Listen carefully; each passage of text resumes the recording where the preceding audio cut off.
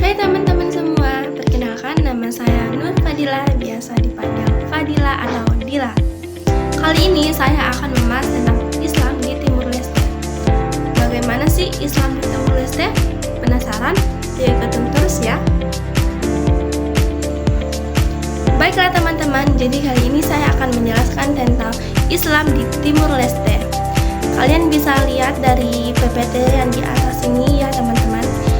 Timur Leste yang dikenal sebagai Tanah Lorasae atau Tanah Bunga Merah adalah negara kecil namun beragam secara budaya di Asia Tenggara. Meskipun mayoritas penduduknya beragama Kristen, Katolik, namun Islam juga memiliki sejarah panjang dan komunitas yang bermakna di pulau tersebut.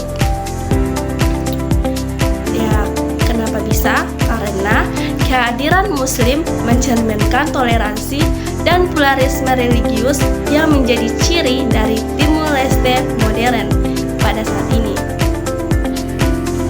Nah, mungkin kalian bertanya-tanya, bagaimana sih Islam bisa masuk di Timur Leste? Jadi dilihat dari atas melalui beberapa abad. Yang pertama pada abad ke-16. Jadi teman-teman, Islam mulai masuk di Timur Leste dimulai dari abad ke-16, yaitu melalui perdagangan Arab dan Muslim di Nusantara.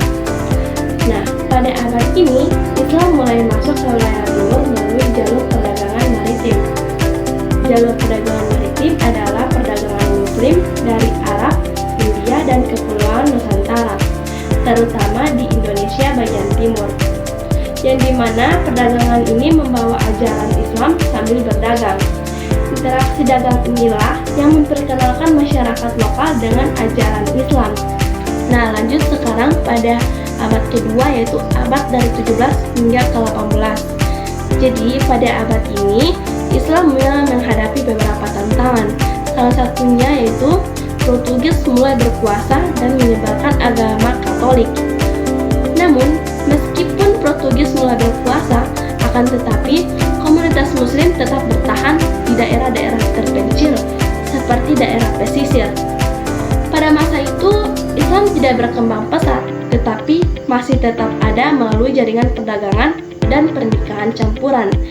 Komunitas Muslim mempertahankan tradisi secara tertutup dan terbatas agar Islam tetap berkembang. Pada abad ke-19, Islam mulai berkembang kembali, tapi hanya pada bagian timur tertentu, seperti di Dili. Dili saat ini adalah ibu kota dari Timur Leste. Dulunya, di daerah ini, terutama di Kampung Alor, merupakan pusat komunitas Muslim yang signifikan. Banyak keturunan Arab Hadramaut telah menetap di sana sejak abad ke-17, dan keberadaan mereka semakin solid pada abad ke-19. Nah, sekarang kita masuk pada abad yang terakhir, yaitu abad ke-20.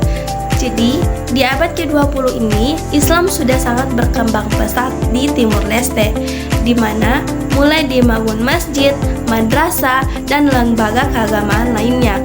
Kebebasan beragama meningkat, dan Muslim di Timur Leste bisa beribadah secara terbuka. Itulah beberapa pasal-pasal atau abad-abad dari mana Islam mulai masuk di Timur Leste. Lanjut pada pembahasan berikutnya. Nah, sekarang kita lihat bagaimana komunitas Muslim di era kolonial Portugis. Ada beberapa macam pembatasan dan ketangguhan. Yang pertama, Portugis membatasi kegiatan Muslim secara ketat. Yang kedua, larangan pembangunan masjid di banyak wilayah.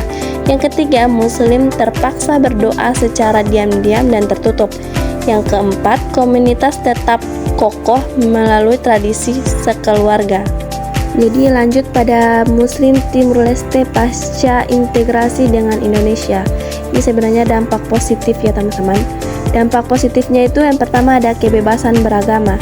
Jadi integrasi dengan Indonesia membawa kebebasan beragama yang lebih luas bagi Muslim Timur Leste. Yang kedua, pertumbuhan institusi.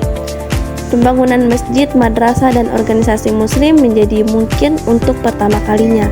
Dan yang terakhir ada koneksi umat. Jadi di mana Muslim Timur Leste itu terhubung dengan jaringan Islam yang lebih luas di Indonesia dan di dunia.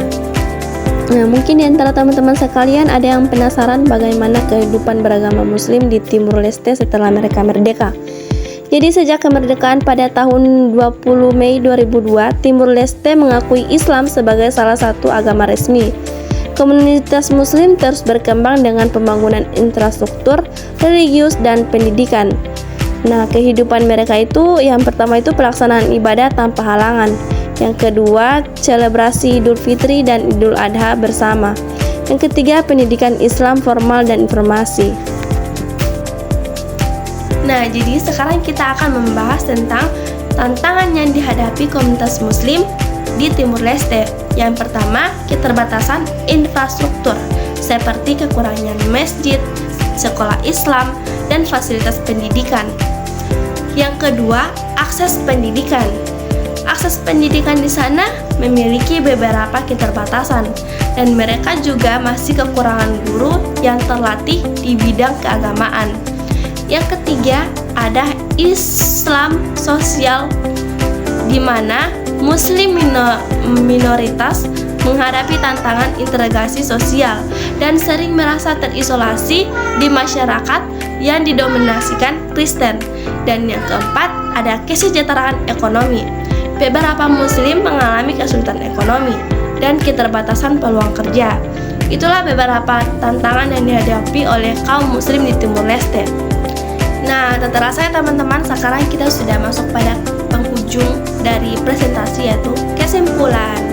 Jadi kesimpulannya adalah keberagaman adalah kekuatan Timur Leste. Dengan menghormati dan mendukung semua komunitas agama, termasuk Muslim, kita membangun bangsa yang lebih kuat, lebih adil, dan lebih bersatu. Baik, itulah presentasi dari saya. Saya Nur Fadila Yahya pamit undur diri. Wabillahi taufiq wal hidayah. Assalamualaikum warahmatullahi wabarakatuh.